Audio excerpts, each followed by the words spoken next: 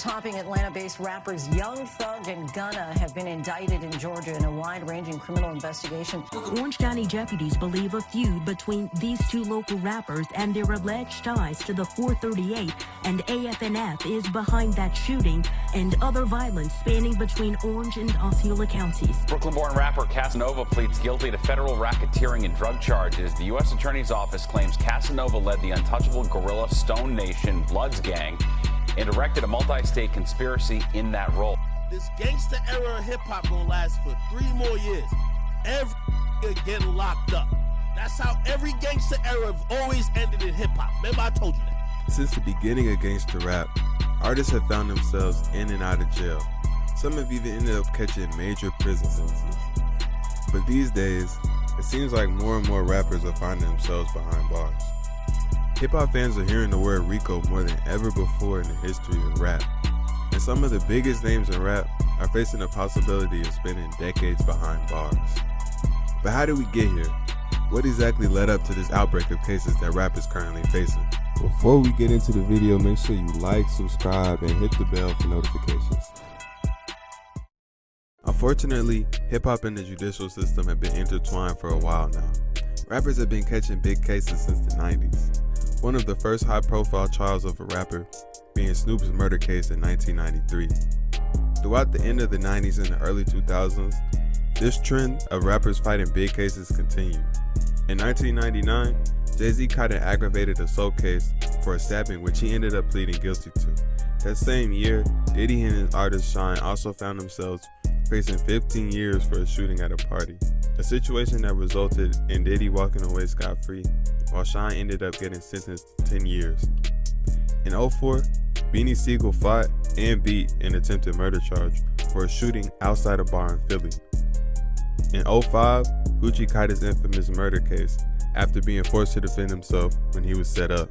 In 2006, Cassidy fought a murder and attempted murders and only ended up being charged with involuntary manslaughter.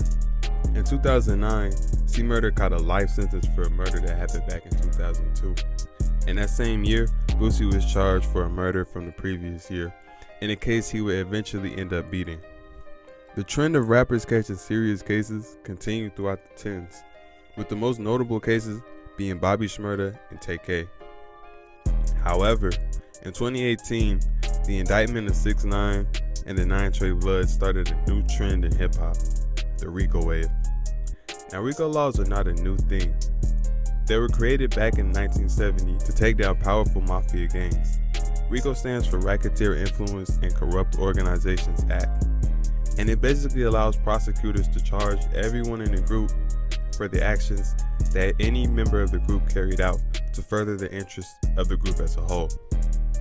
Due to the nature of this law, it is easy to see why the feds like using it against rappers so much.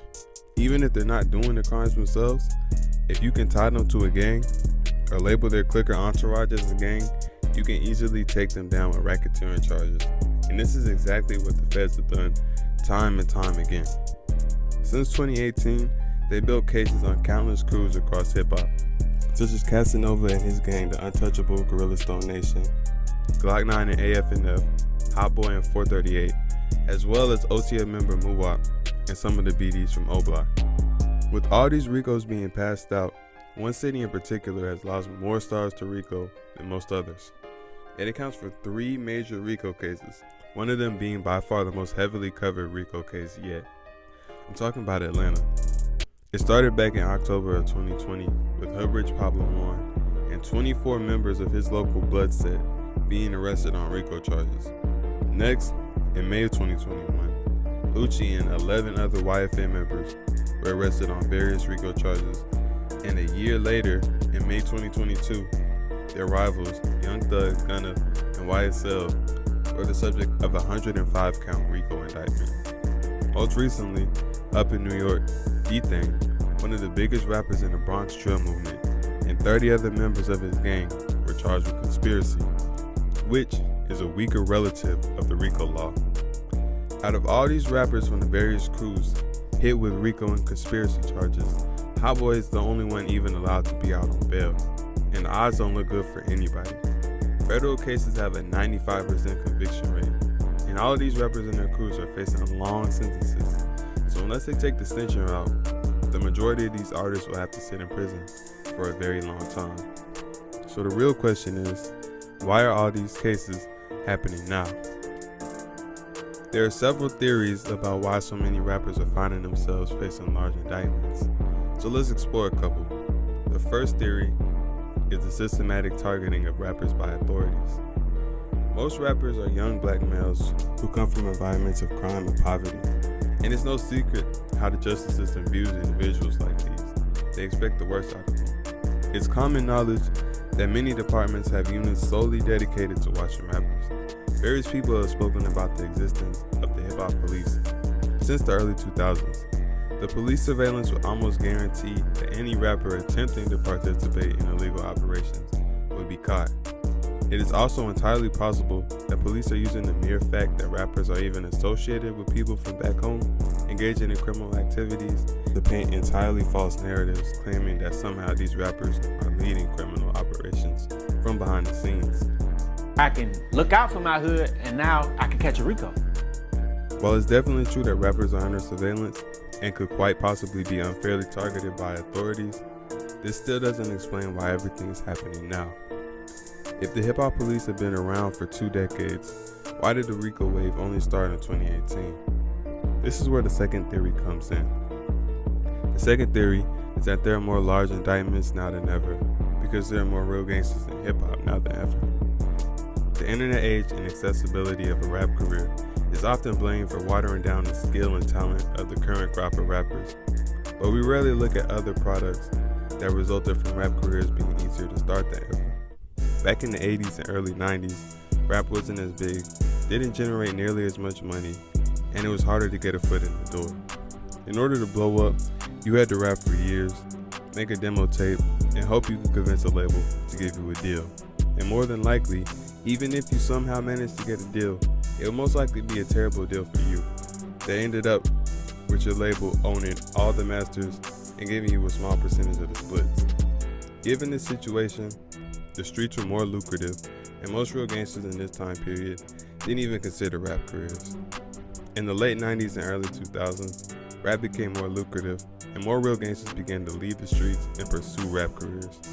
Now fast forward to the present day, and rappers make more money than they ever have, and it's easier to start a rap career than it's ever been.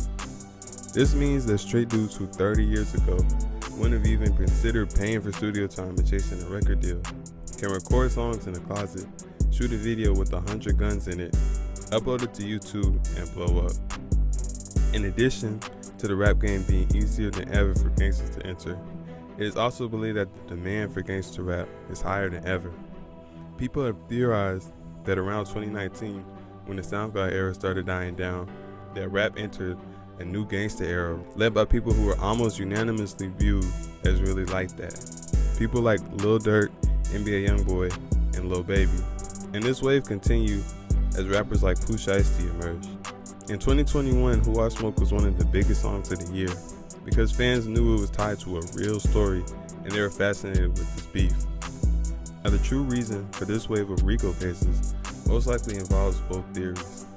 Rappers have been under close watch by authorities for decades, but the game started to change when the internet era started in the late 2000s. In 2012, Chief Keef blew and proved that if you made good music and really lived the life you portrayed, you could blow up from a low quality video in your living room. During the same time period, drill music set the trend of putting very real, very deadly beefs on records as well as social media. Bobby Shmurda and GS9 proved that these types of activities could result in your whole crew being put away. The feds began using all this new information and building cases, and they finished the first big Rico case in 2018, taking down 6ix9ine and the 9 Trey Bloods.